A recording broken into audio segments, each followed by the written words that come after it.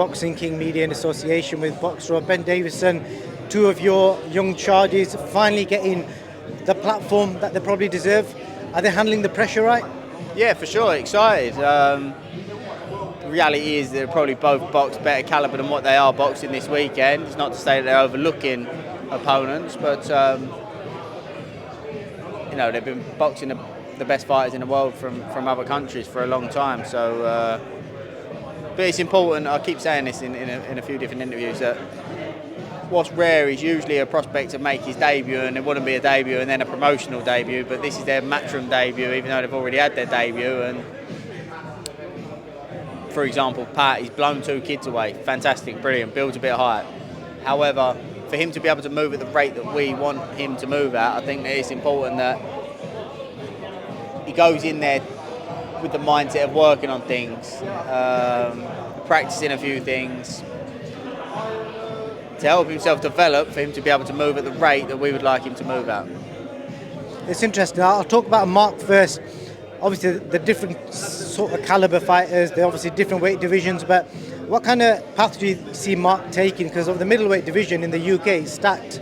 It is, but I think Mark can move relatively quickly, to be honest, even though he's young. And this is actually a brilliant opportunity for him, because this kid boxed the Olympic gold medalist at middleweight last time out, the kid that Mark's boxing. It's the Sheffield show. Yeah.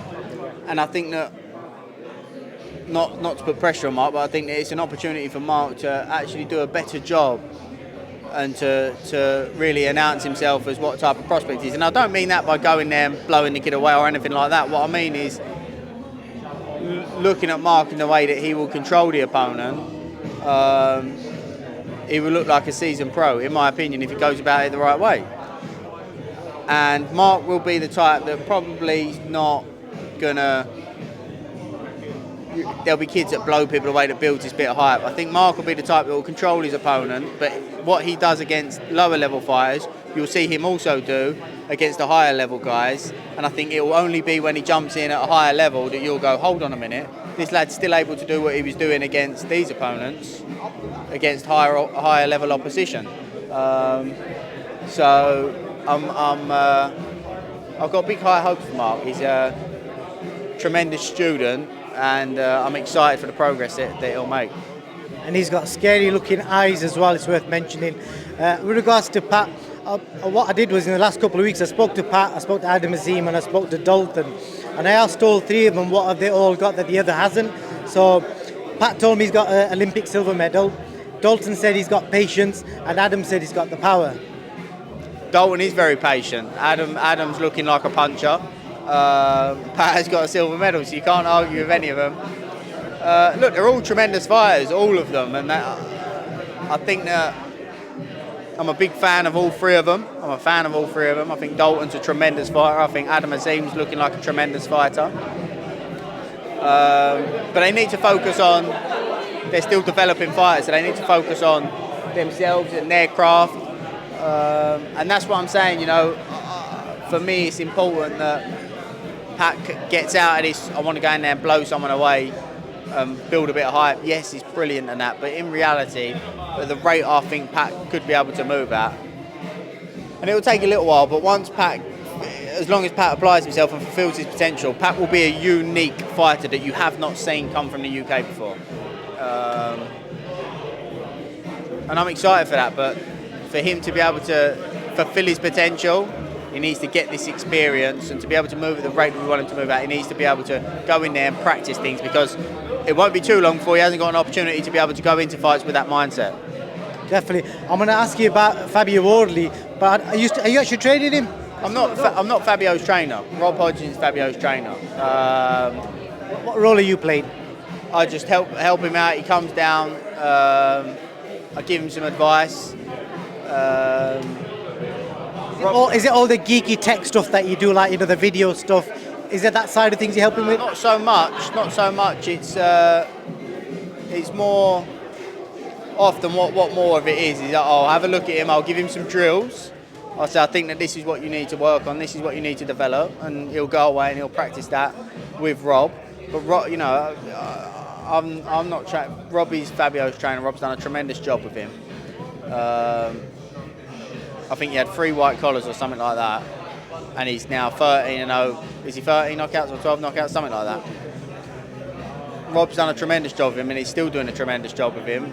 All I do is I just give them a couple of ideas, some opinions, and some drills, and they go away and they practice that.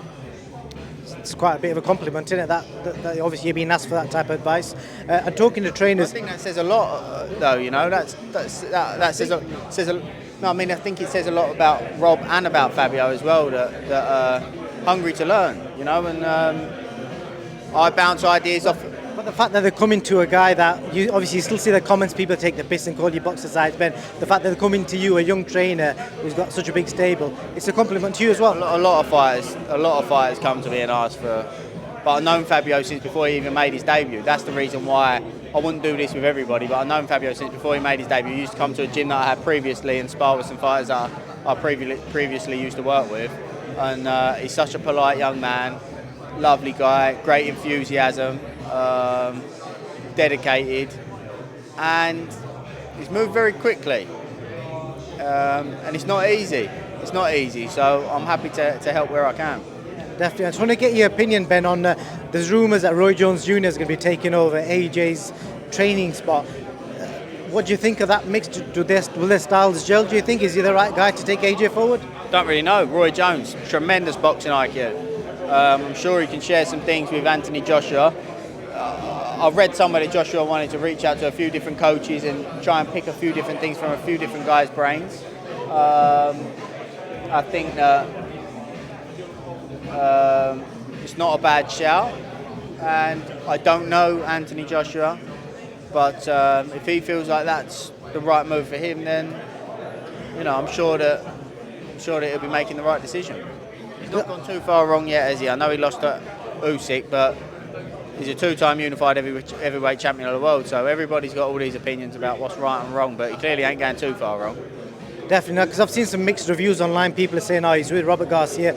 It's more like a raw style, and obviously people are saying that his style with Roy won't gel because Roy's all about the slickness. Before that, people called him a one-trick pony. People were saying he's too one-dimensional, and then he started working with Angel Fernandez and Joby Clayton. I think they added some things to his game. A brilliant performance against Pulev. Lost against Usyk, completely criticised. Went and worked with Robert Garcia, didn't win. Criticised again. You get to a certain level, you can't win, unfortunately. But he's still a developing fighter and he's hungry to learn, and I've got nothing but respect for that. How would you feel if you was in Angel Fernandez's position, where obviously new coaches are constantly being talked about, but he's technically still the main coach? I can't comment on what their relationship is like. So open relationship. What's that, sorry? Like an open relationship. Yeah, but I can't say what the situation is there, or I wouldn't want to comment on something that I don't really know the ins and outs of, if I'm honest. Last question. Apart from this show, there's loads of boxing on this weekend. Give me one other fight that you're looking forward to watching. On this card? No, any show from like Friday, Saturday, Sunday. This week? Yeah. I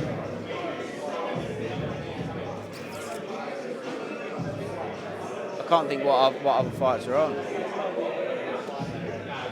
Who's headlining the Frank Warren card? Zach Parker, John Ryder, got Hamza Shiraz as well. Yeah, Hamza and River Wilson, Ben, great fight. Zach Parker and John Ryder, brilliant fight as well. Looking forward to them too, yeah. Ben, I appreciate your time as always, thank you. Is that on the Saturday now? That's on the Saturday, and then the Sky Show's on the Sunday, which is Azim headlining against Charlton. Jamie's boxing on that, Jamie Tequila. I'll see you there, thank you. Cheers, mate.